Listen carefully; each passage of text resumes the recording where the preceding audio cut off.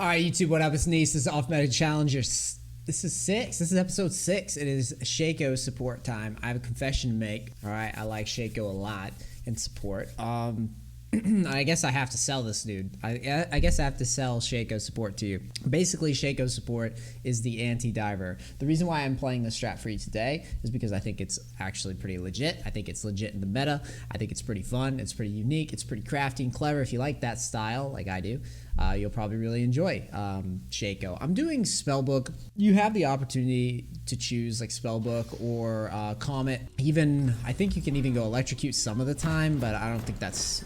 I don't think I'd do that. The reason, oops, wrong items. The reason that I really like this strategy is I think that it's underrated. I think it's a very good support strategy, and I would argue that Shaco's probably better in the support role than any other role in the game. It gives you a lot of anti-dive, so like I keep using the term anti-dive, and the reason why I say that is because with his boxes, he creates scenarios where hard engage is often not the best move. And because he has that in his kit, he makes it very difficult for enemy teams to engage, and he makes it very easy for Shaco to get really good vision control, really good baits going, really good information, just good control of the match overall, which is why I really like the strategy. I think it's a good strat. I think it's unique. I think it's fun, and that's what we're going to be focused on. We're going to go ahead and, if he wants to eat all that damage, like I will literally keep throwing that out at him. I don't care. I'm perfectly fine with it. We're going to throw these out. These boxes are going to be in try, and we're going to also make sure to put a box down here at the entrance as well, right offside the minion wave. And the goal here is just, again, just to make sure that we're as annoying as possible. And it's all about just controlling the lane.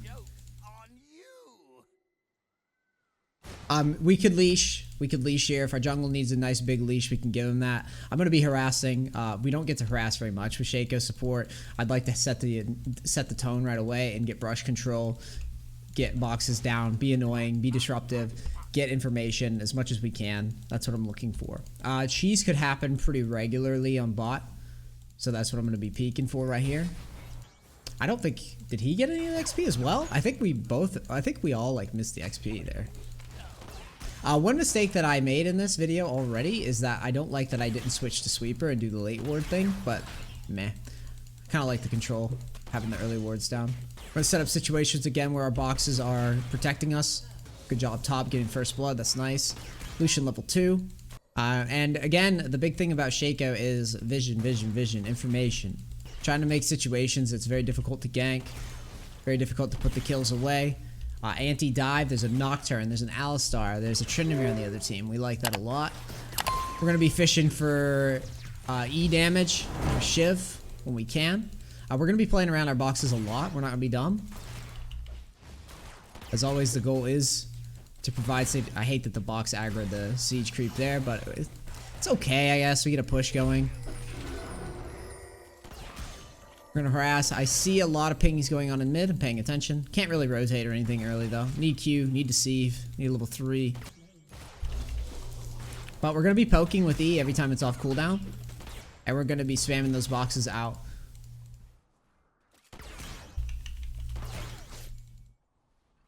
Just being annoying as can be. They definitely have vision there. Gonna run the biscuit as soon as we get it. Running out of vision. Lucian hasn't put any vision down. We're going to be maxing boxes, obviously. Level 3 will come off that minion. Nocturne's top, so we don't have to worry too much about vision down on bottom. Lucian being pretty passive when you get a biscuit. And you see that the enemy team doesn't really contest brush control ever because they're terrified of what happens if they face check it. Fear sucks. And we're okay with chilling. We have our Deceive, so we're fine to spam our E out. And just try to get some gold from our support item. Try to set up that minion for Lucian. Always do that as a support.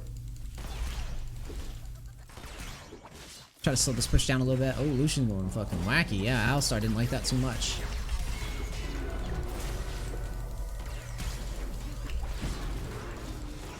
I had to exhaust in my mind, but I'm not sure if it was necessarily worth. Lucian just kind of went crazy there. I don't know what that was. I don't know what prompted him to go in and not go in when we had push prio, but you know, it's ADs. Not always the smartest. Got that minion for him. It's good by us. Should have that one, and this one he has as well. We have just enough for deceive, and I'm gonna keep the ability to deceive up.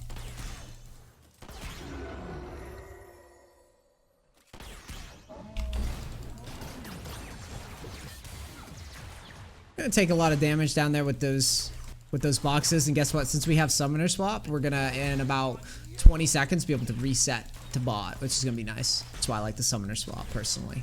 You don't have to do that. You can go just flash ignite standard if you don't like the advanced summoner swap stuff. Looks like Pantheon's popping the fuck off. I'm gonna leech just a little bit more XP. I don't want to leave Lucian high and dry quite yet, but now I'm going to, because I'm gonna reset with teleport. Swap that. Prep my buy pink ward. Also, shouts out to pink ward. Also, gonna TP as soon as I can. Enemy's very confused now. They never faced this off meta nonsense before.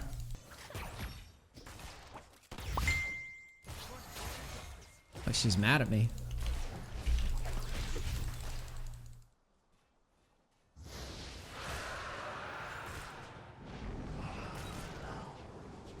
How the hell is Nocturne 6 already? Seems fast. It looks like they want to back or something. I don't know. I'm gonna push though. With this TP reset, we're in great position now. I'm gonna go ahead and get my pink ward off in river. Lucian's a little low, but Misfortune's missing a lot of mana. That hurts. But not a big deal to me. Just farming up our gold every time our E's off cooldown.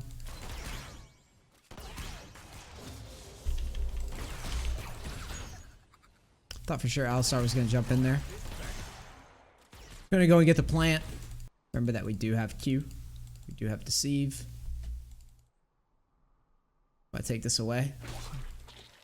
There's a Nocturne right there. Put a box here. Be disruptive. We have Exhaust Ignite back up soon. This is a nice chill lane. I mean, this is ideal. We're chilling. Notice that the enemy team doesn't ever really want to engage on us. I don't like my box placement there. It's not very useful. Looks like they're trying to find an all-in.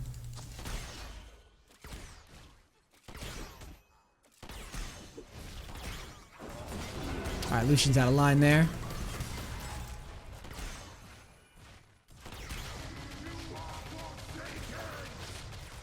Okay. Also, if you're the AD carry here, you definitely want to play around the boxes, not like this guy's doing, where he's just kind of ignoring the boxes and not positioning in a way where the boxes will help him out. I also don't know what this guy's style is. It's hard to read random AD carries in solo queue. Mana's pretty low.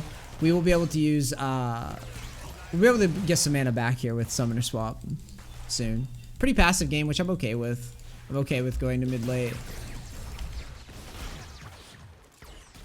We're just putting a little pressure. I have no mana, so I'm not going to be going crazy. Super out of line Xerath. Doing that weird roam. So he's got excited with the level 6. We got our pink board down still, so we're happy.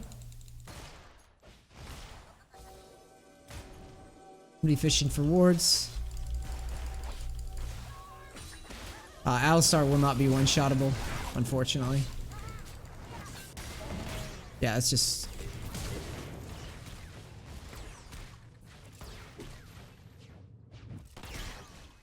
Thought about igniting the Alistar there. But didn't get to.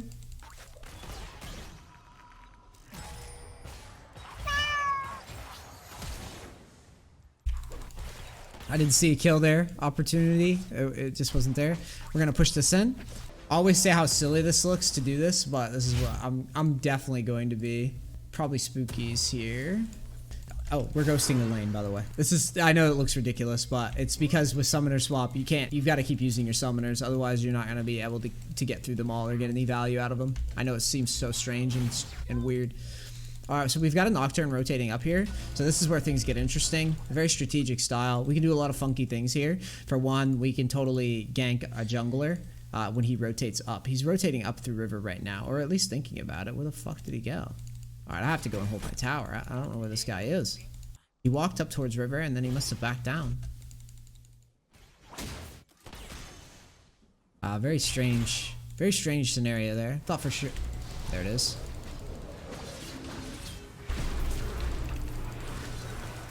Have fun. Little moves like that are why support Shaco is so neat, is because, you know, people really want to try to... Oh, look at this Misfortune. She really wants it. They're going crazy under tower.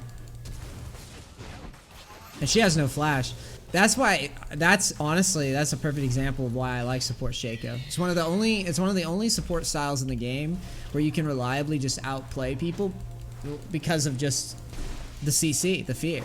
The boxes are just very strong. That's all there is to it. Also, support Shaco with Summoner Swap. We're allowed to contest dragons and steal them from a support role. We're allowed to... Well, obviously, we talked about the vision control. We have stopwatch. And we kind of benefit from just being annoying and just being a big ward. I mean, just a walking ward. It's nice. We're going to get some stacks on our support item. Okay, we do have stopwatch still. I'm going to take one plate and back away. Put the box there. Okay, it looks like it's not on us in the nocturne. Oh, it is.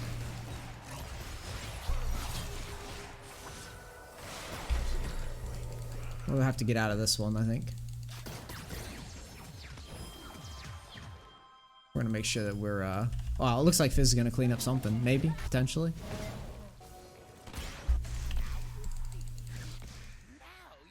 I better... Jesus Christ. Like, I better survive this. I'm gonna be a sad creature. It looks like Xerath no ult. Lots of pressure coming down on bot. We'll have our spooky ghosts. Sucks that our stopwatch had to be used, but I was scared that the Make It Rain was gonna kill us. Definitely gotta be just kind of pathing towards mid here.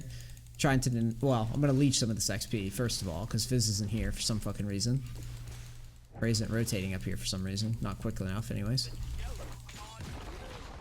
Left Lucian hanging, but, like, at the same time, I don't know how he's dying in that position. They didn't really have anything left. I don't know if I can block this or not. I might have to accept that it's gone. Looks like we got first tower, though. Or, well, we didn't get first tower, but...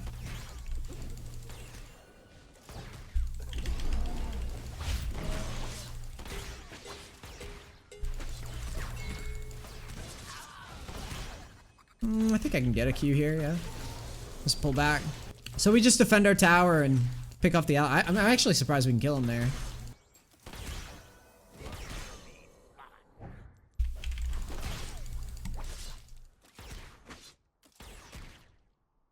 Pretty ridiculous that she runs into that anyways.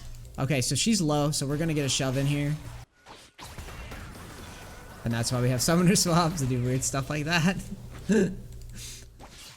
Never expect it. Good pressure by the Lucian here. Is she dead? We're gonna be smacking tower. We're gonna try to get the tower down. Slow lane phase, slow game. Very passive opponents. I'm okay with it. I'm gonna go back and try to hold the Tryndamere, or at least do something to block the Tryndamere. It's probably gonna be, well, I don't know. This guy can... Again? This guy, all he does is walk into the middle. He's lost tower to Fizz. He's losing tower to Fizz right now. He walked all the way down, missing a wave to shoot his ult at me. He's died 3 times. 0 kills before that kill. I didn't expect him to do that. All right, we're going to go get Spooky Ghost, and then we're going to get Zhonya's probably. I'm going to have to probably try to stop this Tryndamere because top laners never do it. Or Jax needs to. Jax definitely should be. Good defense. Good defense by Jax. I'm going to be hunting for this guy. 100%.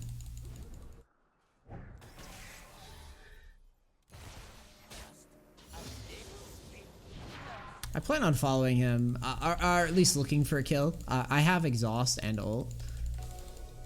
So it's going to be something that I definitely peek for. We're doing this because the biggest problem is with Tryndamere, if you don't keep pressure on him, and fuck with him, he goes right back to pushing again.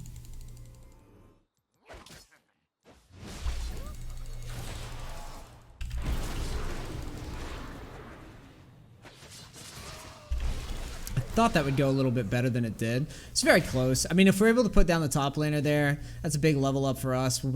Or that's not a big level up, but that's a lot of XP for us. But again, I'm going to put the pressure on that Tryndamere because I don't want him resuming pushing again. And if we can stop his back or kill him, it was very close. I would go for that like every time there. Just because trading as support's not that bad. If you trade up, like if you trade for a level lead, like a guy with a level ahead of you, it's always good. We also don't have wave clear, so trying to discourage the side lane pressure is huge. I'm gonna go for Zhonya's next. Looks like we do get this dragon. I mean, they're just way out of position. Yeah. Hope Jax doesn't die, but he's probably dead. It looks pretty messy for him. Lucian's getting kills though on the way down. All right, so we do have to hold the Trinamir. You see how this is what I'm talking about? This is what I'm concerned about. Is that if no one stops him or no one deals with him, he just is able to do whatever he wants on a wave, and I'm just not a fan. I think the way to do this is probably to bait a dive. We bait a dive and we just take a lot of boxes down and then slow and kite it out. I think this box is badly placed.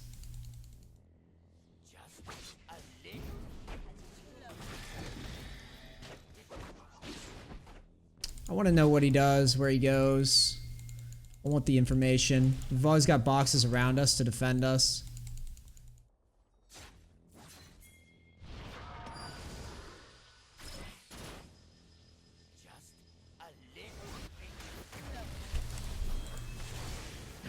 Try to predict where the fight's going to break out in your boxes. If you put your boxes there, it's very helpful. And just keep throwing the shiv around at people. It annoys them. Fight for vision control. Unfortunately, I didn't catch that ward in time. I'm definitely going to need a stopwatch, though.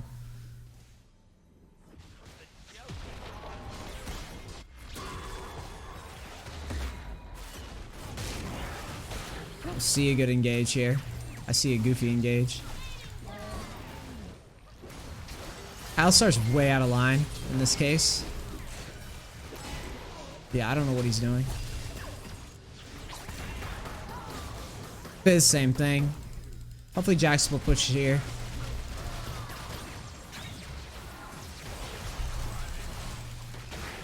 You're hoping that your teammates play the boxes, but if they don't, then it's whatever.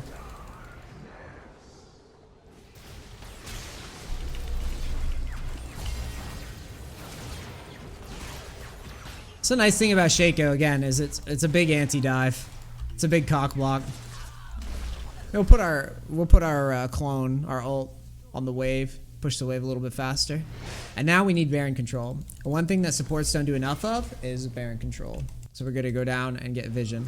In this game, I mean, honestly, we didn't really do much, but we didn't have much to do. Again, this strategy is not about like popping off in some crazy way. It's just a big anti-dive. It's just a big cock block. Anybody wants to do anything aggressive, they kind of get shut down. You saw the pace of the lane phase. No one really wanted to engage us, even though we're super squishy, and I didn't even have a lot of mana through most of the lane phase because I was being really spammy. It didn't seem to matter too much. We've got teleport now. I've also got smite. I can't believe I walked right by that ward. I think I'm gonna take smite here just to help with the Baron take. Or I could steal blue if I want. I could steal blue. I might just do that. Our team is owning, so all we have to do is just make sure the game's more likely to be a win. And we do that by, again, vision control. That's a huge part of the game that people miss a lot. We'll set up boxes on the side. Oh my god, these minions. They're like trying to pop my boxes all the fucking time.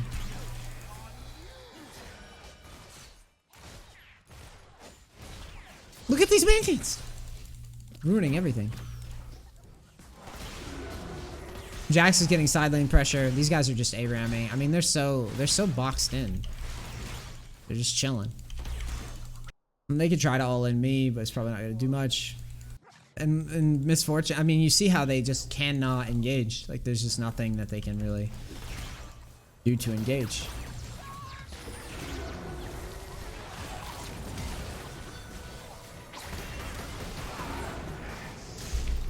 See those fears. Poor Nocturne isn't going to be able to do much, as you can see.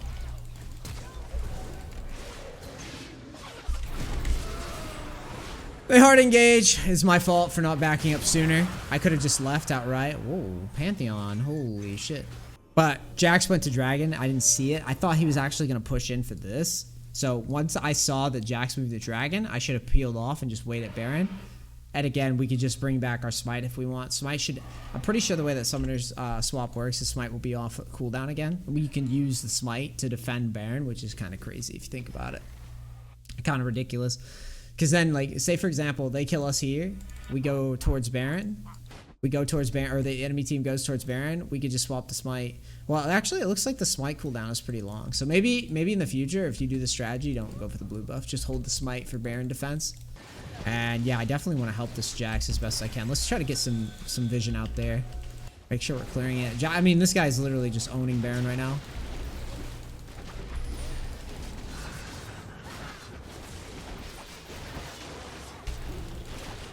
We're going to try to help with Baron as much as we can. It looks like they don't know that we're on it. This is kind of a messy take. Yeah, we got it though. Good shit. So even though team got caught, we're in pretty good shape. We got Baron. We're going to go back onto the map and try to get some vision control. Kind of a weird game the way it's played. Our team's had a lot of control of this game, so nothing crazy's been happening. Bad dodge by me. Always think it's funny when people elect to harass champions instead of getting waves out of the way. Ouch. I deserve it. I deserve it with that E. They're also fighting versus a Baron team. They all die in the middle of the map here. Alistar's fighting a Baron team. Zera's fighting a Baron team. If I had critique on the reason that this game is a win for us, it's because the Xerath isn't actually wave clearing. Like, I don't think we lose this game very often. Because the Xerath is more focused on hitting champions and getting caught out or baiting his team into weird fights rather than the insurance of like, oh, we're going to wave clear for the rest of the game. We're going to TP to creeps here in the front. Well, it depends if they square up on the wave or not. If they're not squaring up on the wave, okay, well now I'm going to because Jack's got a good engage. It's Xerath's positioning.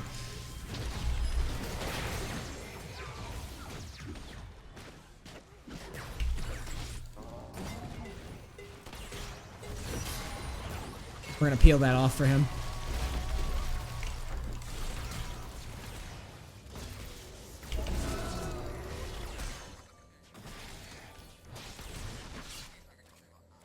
We have our boxes here. We're just, at this point, I'm just trying to keep information. That's all.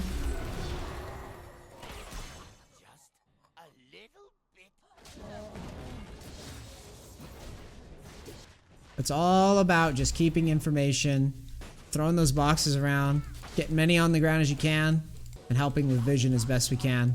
Looks like Pantheon gets caught. We're not really doing much with Baron right now, though. It's a little sketchy. I don't think I get it. No, I don't have enough time. It's one of those plays where it's like not really worth it, you know?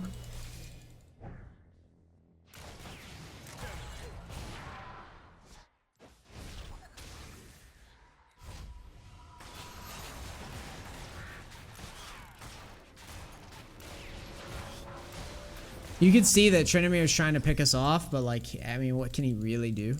He can't, like, once we've pushed up, he can't really do much about it. We're getting assists from the base right now. Depending on your skill with Shaco, you can also go Darksteel. This game didn't go great for us. I mean, it's fine. Like, at this point, all we have to do is, again, just win vision and not be an idiot and just control the map as best we can. And you're probably going to win as a support. I feel like supports lose games when they just force awkward fights on their own or just do strange things that don't make any sense, like not getting vision for their team or not clearing vision for their team. That's really all this role becomes, is you're just kind of like a slave. And I'm just trying to make sure that the whole game, I know what vision I have, and the vision that I have is canceling out their vision, you know what I mean? We can put a box here. Looks like we get this tower, so we're safe.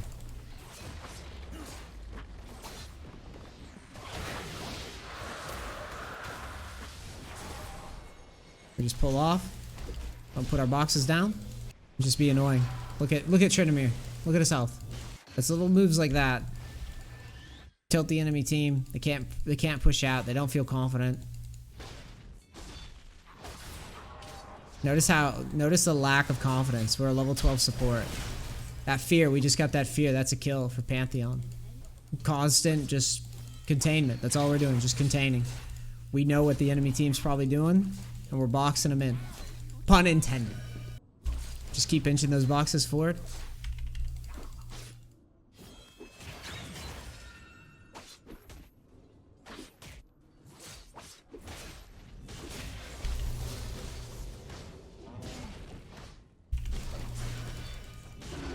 And just continuously play around your boxes. And you just discourage engages.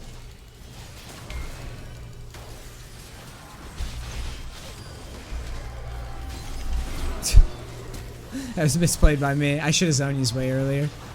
I should have ulted and then Zonya's.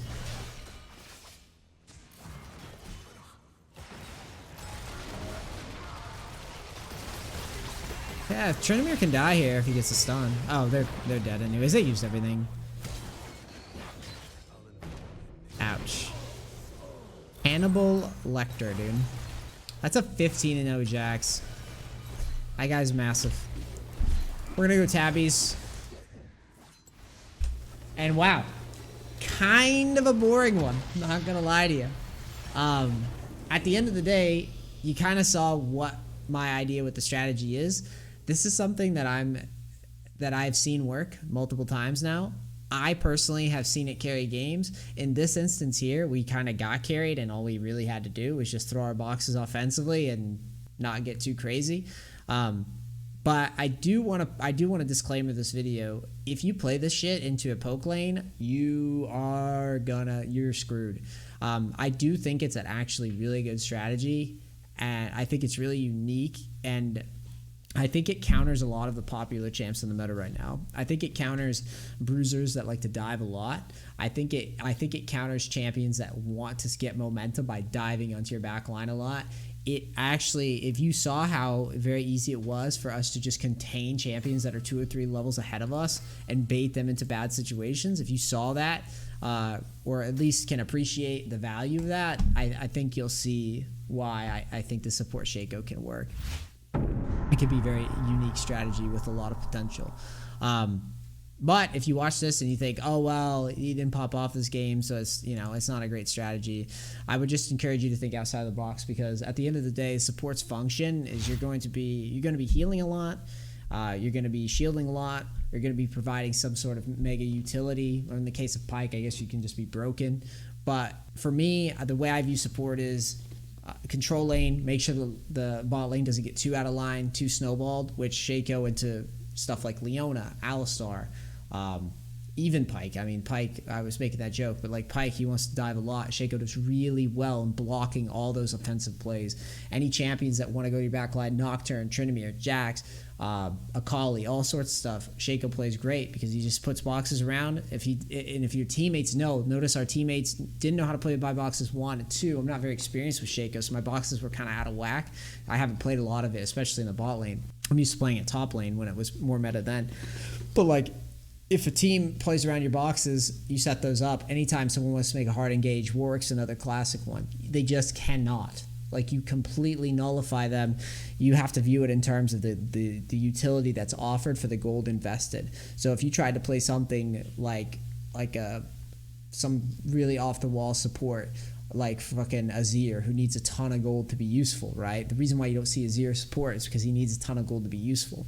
Well, Shaco's got so much value on his W that if an enemy team's diving onto that W all game, you're getting a ton of value out of it just based purely off of the fact that well-placed W's, good time to ignite, good time to ult, you can just outplay people that are way more valuable, have way more gold, way more XP.